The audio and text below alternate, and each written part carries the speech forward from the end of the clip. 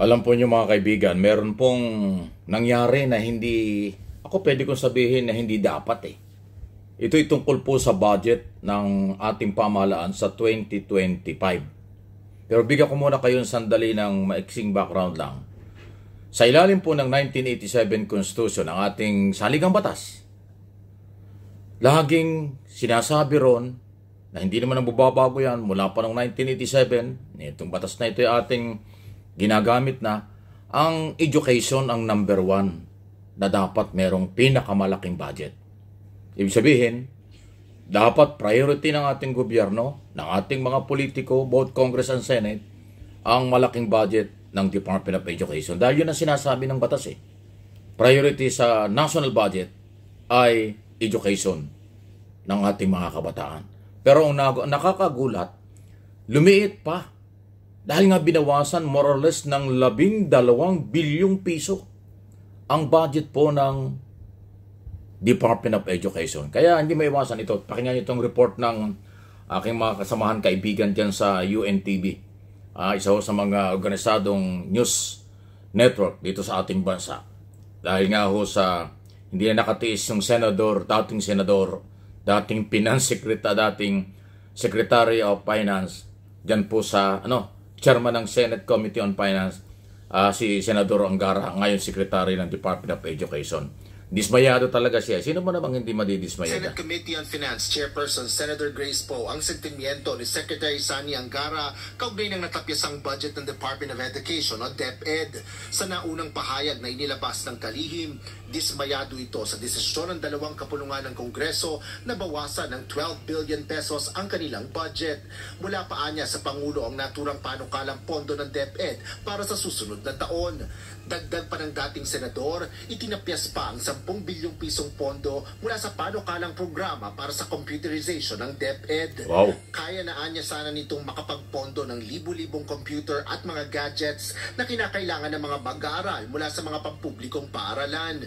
Ngunit paglilinaw ni Senador Poe, may pondo pa rin namang nakalaan para sa mga computer at 19 billion pesos pa rin ang itinaas sa overall 2025 budget ng DepEd, kung saan 737 billion pesos ang naaprobahang proposed 2025 budget ng DepEd kumpara noong 2024 na 717 billion pesos lang ang naibigay na pondo. Patunay niya ito sa patuloy na pangako ng pagpaprioridad sa sektor ng edukasyon na kasang-ayon sa misyon ng bagong kalihim. Paliwanag pa ni Poe, ikinonsidera rin nila ang datos ng Commission on Audit o COA kung saan 50% lang ng 2023 budget para sa computerization program ang nagamit. So, ayan po yung paniniwala at yan ang sinasabi doon sa balita na paliwanag ni Senador Poe. Pero hindi naman ho pwedeng nagsisinungaling yung Department of Education Secretary na si dating Senador Sani Angara na ang pakiramdam niya binawasan. Kaya nga nawala yung 12 billion plus meron pang 10 billion, di 21 billion na yan.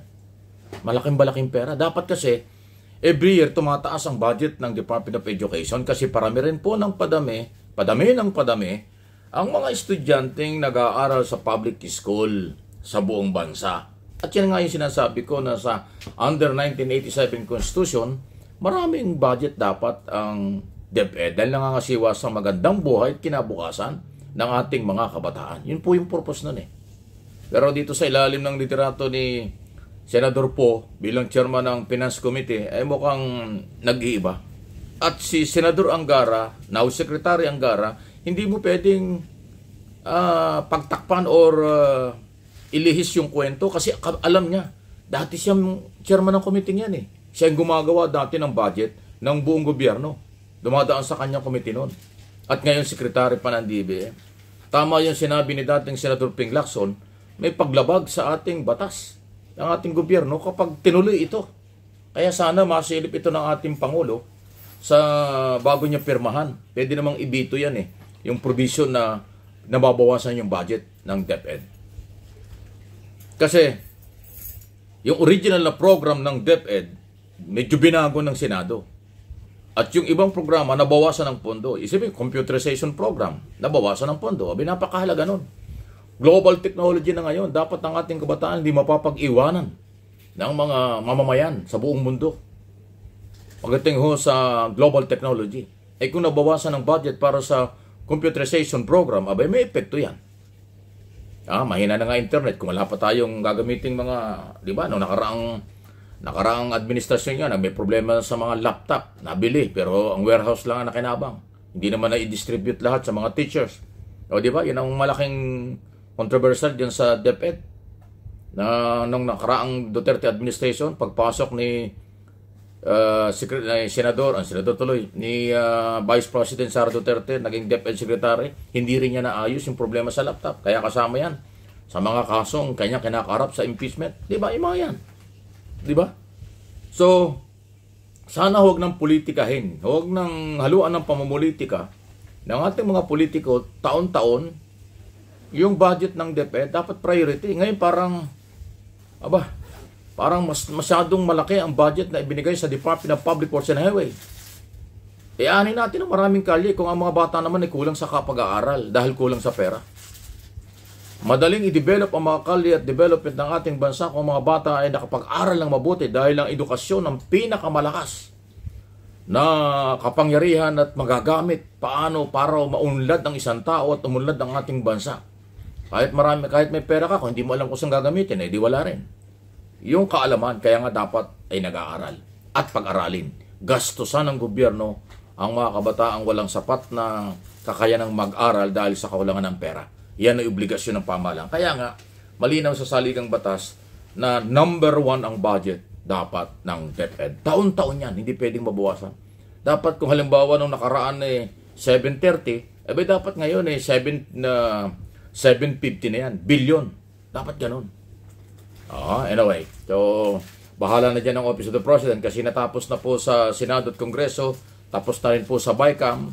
Pero alam ko, pag pwede pa nilang ayusin yan sa final ng approval sa both Congress and Senate. Kasi pagkatapos po ng BICAM, yan ay tatapusin sa plenaryo. Para mapag-isa at magawang yung final na magawang ma-imprenta na yung proposed bill na budget na yan, General Appropriation Bill, daling sa Malacanang at pipirmahan ng Pangulo. Pag napirmahan, ganap na batas na yan. Republic Act na effective yan by January 1 hanggang December 31 ng 2025. Ayan po yung budget. Para lang tinalaki ko lang ito dahil sa mga mahigit or more or less 25 million Pilipino nag-aaral na kabataan na umaasa sa budget, libreng education mula sa buwis ng taong bayan at mula sa national budget every year para po sa inyong kaalaman. Ganun po yan. Di ba? Hindi naman ako kikialam pero idinidiin ko lang baka nakakalimot yung iba. Baka isipin puro naman budget, puro lang Department of Education na binibigyan. Paano naman ibang departamento kulang sa budget? Atin sundin ang batas para hindi nakakalituhan. Okay? Please like, share ng ating mga video topic na pinag-uusapan dito sa MA Pinoy TV.